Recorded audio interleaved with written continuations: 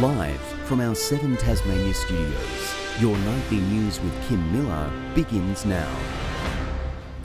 Good evening, everyone. First tonight, another controversy has unfolded in the state election campaign, with a shadow cast over a candidate's ability to stand. Our reporter, Elizabeth O'Neill, has the details. Lizzie, it is a high-profile candidate. Good evening, Kim. Yes, it is. Liberal candidate for Braddon, Adam Brooks, is currently facing charges over firearms offences. In a statement, Mr Brooks said he is a clay target shooter and spoke with police over the storage of ammunition, adding he will be vigorously defending the allegations. Premier Peter Gutwein says he's standing by Mr Brooks and he will remain a candidate.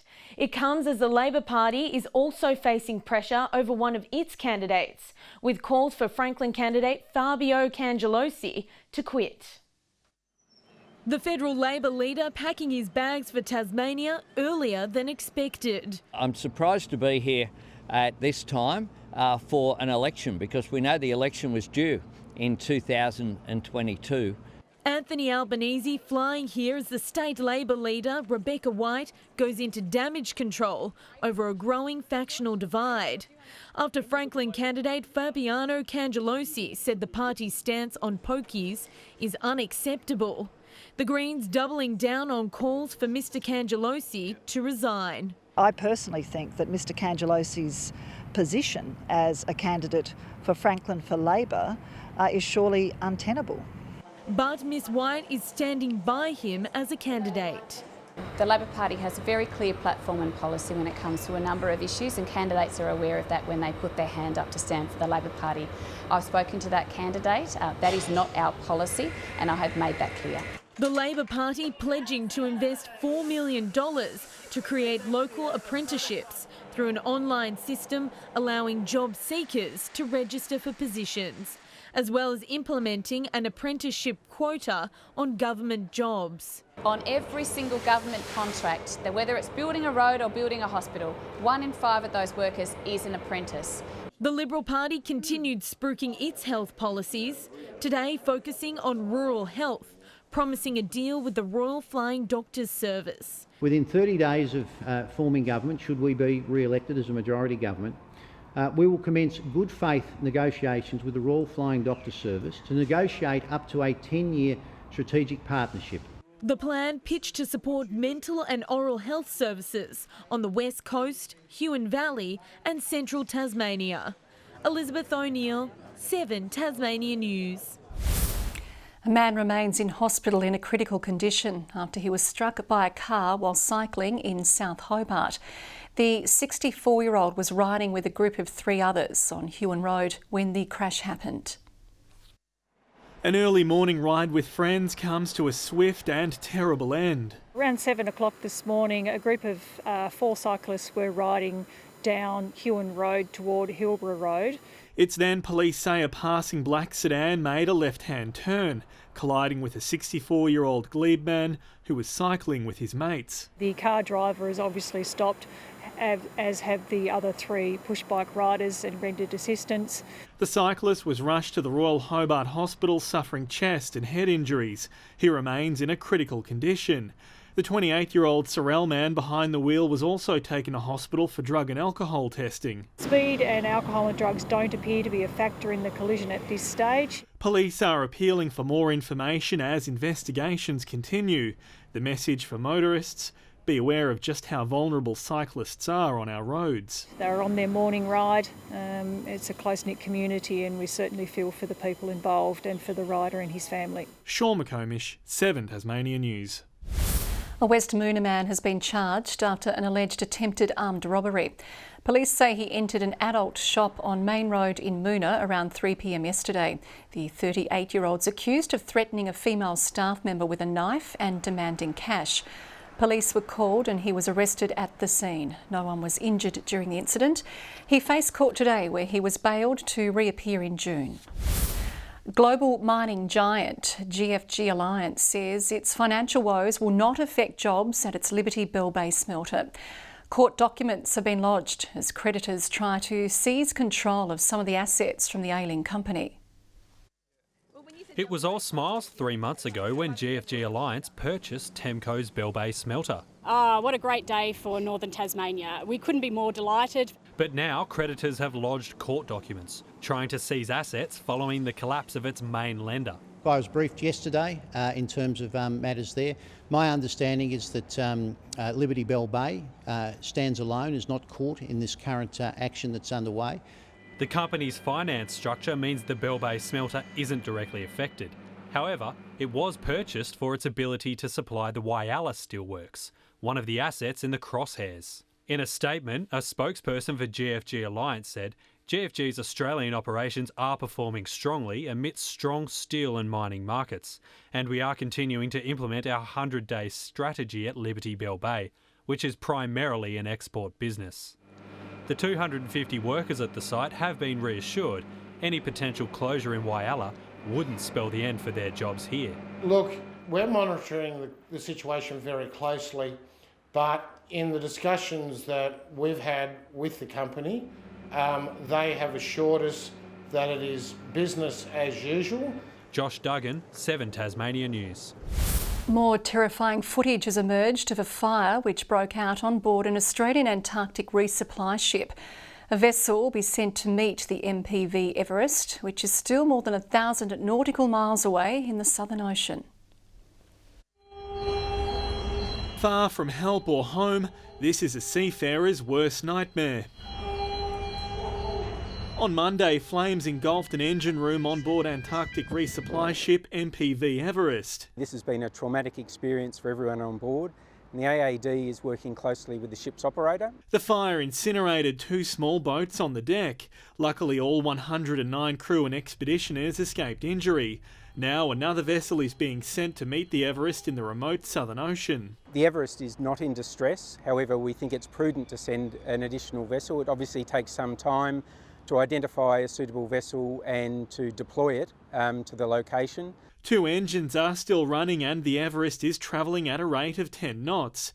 The second vessel will provide support if needed for the return trip to Western Australia. Hopefully provide some reassurance to them that they're getting closer to home, and also there's some help there should it be required.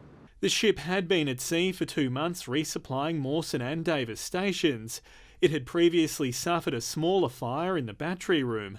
The Maritime Union wants answers. Further investigation from the federal government and or AMSA into the severity, how it occurred, what skills and training people had on board. Authorities are continuing to monitor the MPV Everest. As of this morning, the vessel was 1,200 nautical miles south of Fremantle. It's expected to arrive there in the middle of next week. Investigations are now underway into the cause of the blaze. Sean McComish, 7 Tasmania News.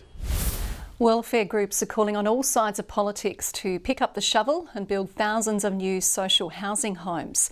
The Council of Social Services and Shelter Tasmania today released its list of election priorities. Tasmanians voicing their main requests to TasCos. The 3 priorities that they've told us are having enough money to afford the basics, having safe, affordable home, and also having physical and mental health. Tasmania's been had this shortage of affordable rentals for a long time now. We used to be seen as a really affordable state. That myth's well and truly been busted for the last few years. Hobart's the least affordable capital city in the whole of Australia. The trend is continuing. Shelter Tasmania urging the government to commit to a target of 10% of affordable homes over 10 years. Tasmania's AFL power brokers have given a mixed response to a bold plan from Eddie Maguire to see the state finally join the national competition. Maguire has told proponents to put up or shut up, listing key financial and talent targets he believes the state needs to fulfil. The time has come for all parties promulgating a team in Tasmania to put up or shut up. Collingwood has never played for premiership points in Tasmania, but the devout Magpies fan has an idea for a local side he thinks will work. At its core, the state government heaving its financial commitment to $20 million per year, matched by the federal government. Plus, better player pathways leading to an average of 6 draftees each year. And the capstone, a roofed stadium, ideally at Macquarie Point. And if you want to be on Friday night football, you have to have a roof on your stadium. Maguire's blueprint would see Tasmania enter the league in 2028. Between now and then, a Victorian club would become a temporary Tassie team, playing 4 home and away games here. 1 game per year is a blockbuster versus one of the big clubs. Well, I guess it's the opinion of Eddie, and certainly some of the things he says has merit. Errol Stewart, whose Tasmanian AFL Task Force report is now in the AFL's hands, backs Maguire's stadium stance in principle. In a perfect world, and if you had an unlimited chequebook, a stadium with a roof on it would be the best way to go. But Mr Stewart's less sold on the faraway entry date and pressure to produce draftees, not expected of other new clubs in the past. Certainly there can be an improvement on the number of talent that we generate, and that's certainly the aim. Tasmania's Task Force report proposes a 2025 entry date with just $12 million of state government money, nearly half of what Maguire is calling for. Welcome to the party, Eddie. Yeah, we've been talking about a Tasmanian team for 3 decades. It's about time you got on board. One thing the Premier and Maguire do see eye to eye on. Now's the time. Tom Johnson, 7 Tasmania News. A new look Bureau of Meteorology offices opened in Hobart for the people who provide forecasts for Tasmania and support for those in Antarctica. A new training room named in honour of the late Neil Adams, a pioneer in forecasting on the icy continent, unveiled with his family present. That training room is a key facility for all of our staff and expeditioners who go down to Antarctica. So they'll be training in the room, they'll get to see Neil's story and they'll get to use the tools that he designed and developed for forecasting in that part of the world. The Bureau has also worked with the Tasmanian Aboriginal Centre to choose Palawa Carney names for other meeting rooms within the office. 3-year-old Eddie McDonald was born with an incredibly rare condition, which means he will never walk. Now, Tasmanian entertainers are rallying to raise funds to help with his mobility, preparing to travel 1,500 kilometres in a unique way. When Eddie McDonald was 8 months old, he was diagnosed with pontocerebellar hyperplasia, a condition so rare there are only 5 currently diagnosed in Australia, and just 10 of the type Eddie has ever documented worldwide. He still gives a smile when you say his name, but he always feeds through a gastric tube. He'll never feed normally.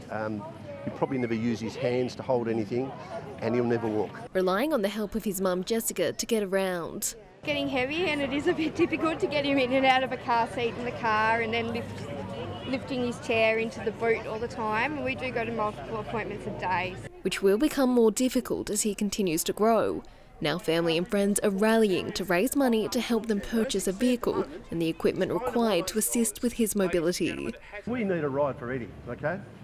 So to do that, we've launched Ride for Eddie, okay? His grandfather alongside John X will travel around the state on these decked out Vespers, hoping to draw plenty of attention to the cause with the aim of raising $85,000. We're going to do some concerts, we're going to do some sausage sizzles, we're going to join up with other ride groups and various different things throughout the year, but then as the end of the year comes, we'll do an actual lap around Tassie. And for his family, support from the community means more than they can say. This is where it gets tough. If I had the money, I'd just buy the van. Just do it. I can't. And I need to do something to support him. And this is the only way I can think of. I mean, everything really. To know that Eddie's got the support of everyone around him, and it means a lot. Meg Sides, 7 Tasmania News. A record number of entries have been submitted for this year's Hadley's Art Prize. 721 entries have been received after last year's prize was cancelled due to COVID. Finalists will be announced next month. The AFL has released rounds 7 and 8, with North Melbourne set to play Melbourne at Blunston Arena on Sunday, May the 2nd. Meanwhile, a North Hobart veteran has voiced concerns around the direction of the Tassie Devils program. Up to 9 players could exit the D's this week to play in the Devils NAB League opener against the Calder Cannons, calling into question the stability of state league lists and whether young talent is being promised too much. I've had this gripe for years. The philosophy around the Devils program is about getting blokes drafted, which is true to an extent, but for me it's about getting those kids to play 150 TSL games. I'd like to see the stat of the ones that do Devils and then just don't play footy anymore because they're burnt out or whatever. The D's are coming up against North Launceston, which concedes its 55-point drubbing by Launceston was a learning curve for some of its younger players. The Northern Bombers still have plenty to smile about though, after former player Ryan Mansell was called up for his AFL debut with the Tigers. When I saw that video when he called his mum Jodie and his dad Brett last night, it gave me a few chills. No more deserving person than Ryan. Meanwhile, Launceston relished the return to longer quarters when they piled on late goals against North.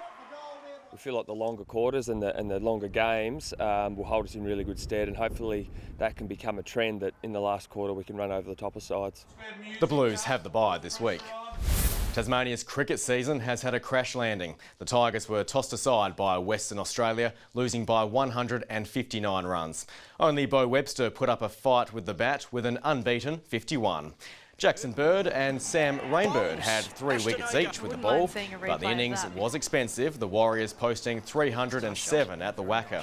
Webster's half-century was the shining light, with the Tigers managing just 148 bowled out in less than 25 overs. Tasmania had 2 wins and 3 losses in its one-day cup season. Tasmanian netballers will be raising awareness of and looking to help end sexual violence as they hit the court this weekend. Players will be wearing teal ribbons and consent tattoos for all matches as the competition resumes after the Easter break. Yeah, I think the beauty of it is that because we're a heavy, female-only sort of sport, I think it kind of makes it even more important to us, so we're all aware of it. The initiative is in the lead-up to Sexual Assault Awareness Day of Action, held on April 13. Tasmania's Under-18 Hockey Championship has begun with a win, the state's girls side recording a 2-1 victory over New South Wales. Hockey Tasmania says it is lucky to have pulled off the national competition in light of COVID changes. Given what happened last week, particularly in Queensland, it was looking a bit dicey for the Queensland teams and Northern Territory teams to get here, but fortunately the borders reopened and here we are. The boys' side is playing the Northern Territory and trails 2-1 in the final quarter. Good evening. Fingal, Campania and Oozes 25 on top of the list today. Hobart 24, Launceston 22, Burnie 21 and Devonport a top of 20 degrees. St Helens 24 today, Friendly Beaches 23, Grove, Smithton and Flinders Island all 22, Lyre-Weenie 20, Strawn, Lowhead and King Island 19 with temperatures sitting between 2 and 5 above average. Again, even though the cloud started its passage over the state, a thick band as well. The temperature stayed fairly warm. That significant cloud band extends from southeastern WA through the Southern Ocean. The tropical lows remain off the far northwest. The rest of the country mostly cloud-free. Tomorrow a trough heads our way as the next front moves over the bight. The low off Western Australia deepens and morphs into a cyclone. Fairly strong winds here tomorrow too, coming in from the west-southwest and up to 30 knots, but just 10 to 15 knot winds inland over the lakes. Strong wind warning, that's for waters between Low Rocky Point and South East Cape. Hobart for Friday, 15, a shower or two. 14 for Huonville, these are big drops, aren't they? 15 the top for Campania with a morning shower. Launceston expecting a high of 17, partly cloudy, an early shower for Devonport, 16 the top and 17 for Georgetown. Burnie, 14 and an early shower clearing. Showers easing from Strawn as well, 14 the high and 15 for Wynyard. St Helens, a top of 17 with showers easing. Showers also early for Swansea, 16 the high and just 14 for Port Arthur.